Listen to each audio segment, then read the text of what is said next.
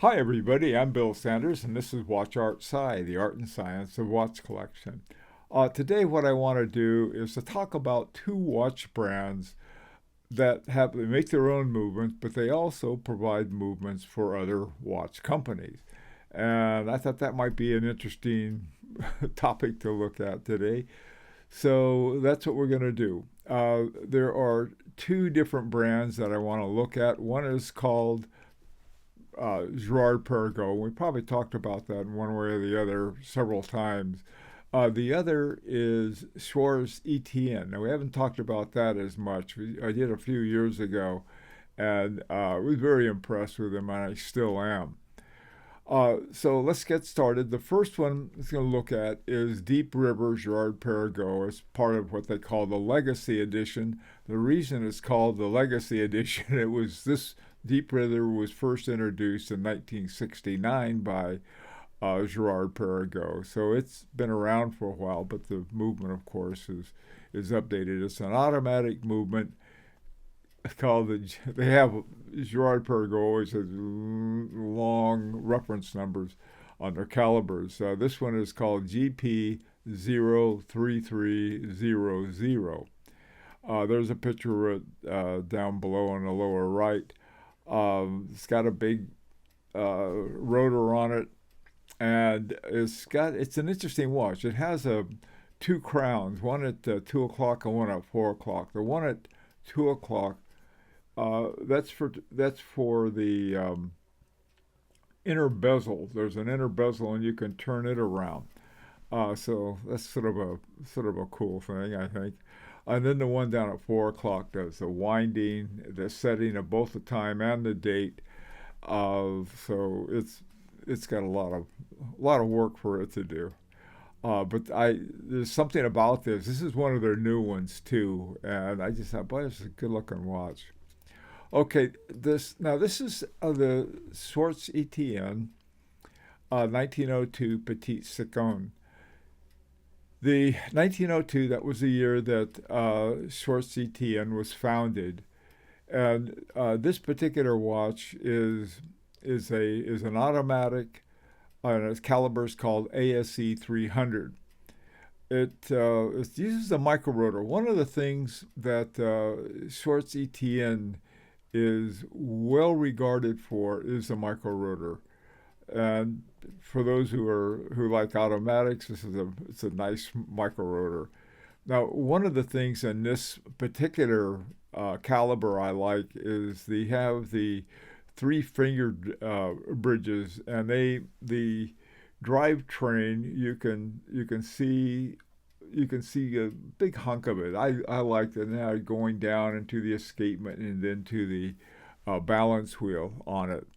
The balance wheel, it's automatic with 21,600 semi-oscillations per hour, 3 hertz.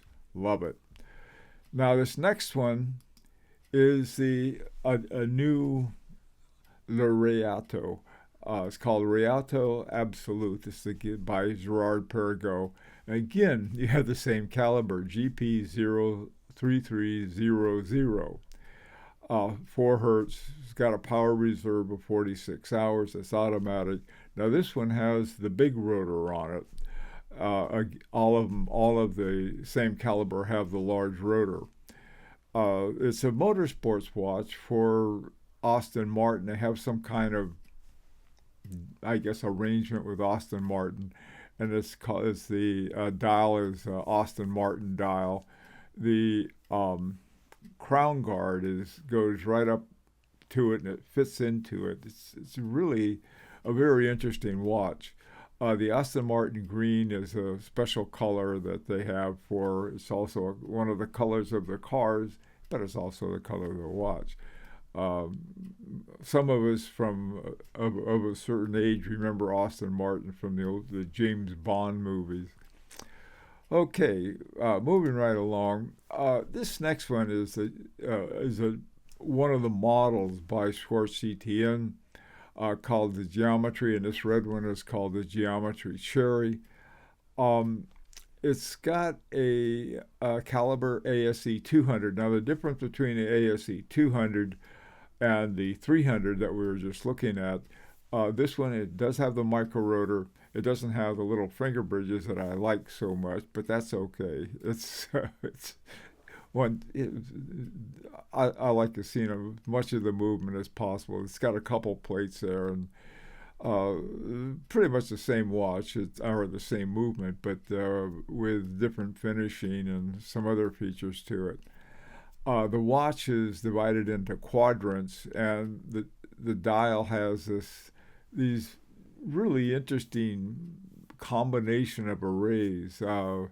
Very cool looking watch without looking disjointed.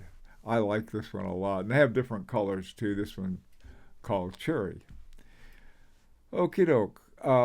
Moving right along now, back to Gerard-Perregaux. This one is called the Vintage 1945. Now, this particular model has been around for quite a while, but this one is it's called the Infinity Edition. Stainless steel with the size, with the kind of thing with a rectangular shaped watch, 36 by 35 roughly, and the thickness is 11.74. The big thing about this is really a deep onyx black. Usually I have trouble with black dials, and just sometimes they get creative and have these numbers and indexes you can hardly read. This one is no problem. I love it. Just really like it a lot. It's got a moon phase as well. Again, here you have the Gerard-Perregaux 03300, 4 hertz, 30 meters, water resistance. Very attractive watch. This is sort of the Madison Avenue, one of the Mad Men style watches. Now, the final one that I want to talk about from Schwarz-Etienne is from the Roswell collection. I don't know to what extent they still have it. I was looking at the new ones that they were having, and it didn't seem to have as many as they had at one time, and so they may be phasing it out. But the caliber is called ISC 100-11, and it's sort of an inverse caliber. And so on the dial, you can basically see a good hunk of the movement. You can see the balance wheel, the rotor, just about everything. The micro rotor on it, the date wheel. They have a little, sort of interesting the way they do it. They just have a little thing with, you can see 3 dates.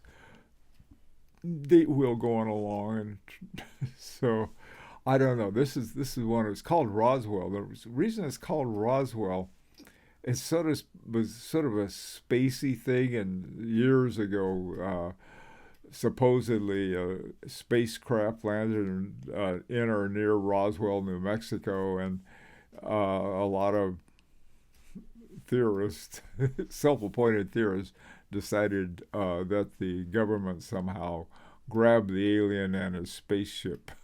So every year there's sort of this. They have a celebration of the Roswell spaceship landing. 45 millimeters steel. It's basically along the same lines as the other one. That in terms of the movement, they have this wonderful base case with either 2 barrels or 1 barrel, and then the ones we've been looking at, the micro rotor. If in the 2 barrels, they're in parallel, which is something that I very much admire. Okay, now taking a look at some of the watches that have Gerard-Perregaux movements. There are a lot of them. This is some of them that I found was Harry Winston, Cartier, Daniel Roth. Daniel Roth really surprised me, but this I think was from the Daniel Roth brand. He had a lot of Lamania base movements too. Vacheron Constantin, MB&F, and Boucheron. I have on my Harry Winston. I've had it for years. It's not only has a Gerard-Perregaux movement, but it also has a module for the bi-retrograde by Jean-Marc Viderec.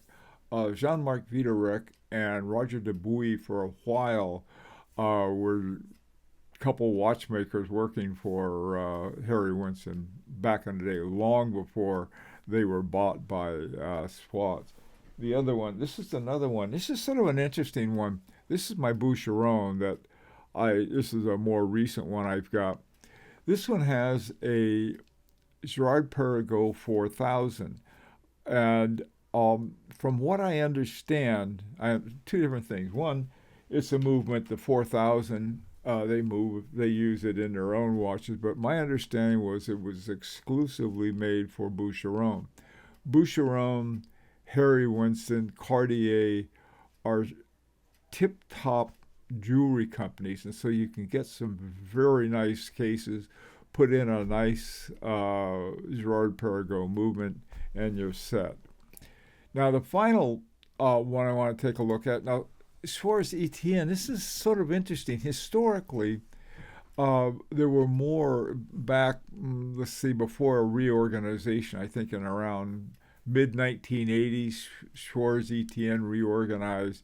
Before that, though, they had a lot of their movements in Chanel and Dunhill and some other movement. But more recently, in fact, just last year, I think, or maybe it was even earlier, super early this year, RGM, that's Roland Murphy's company, located in Pennsylvania, he and Teddy Battisot, they got together and made a watch. Teddy Battisot isn't a watchmaker. He has a company. He has a blog that's very popular, much like this one. He talks about different watches, and he also sells them. And he got together with Roland Murphy and came up with this one, beautiful watch. And it has a Schwarz-Etienne movement. It has the ASE 200 that we looked at.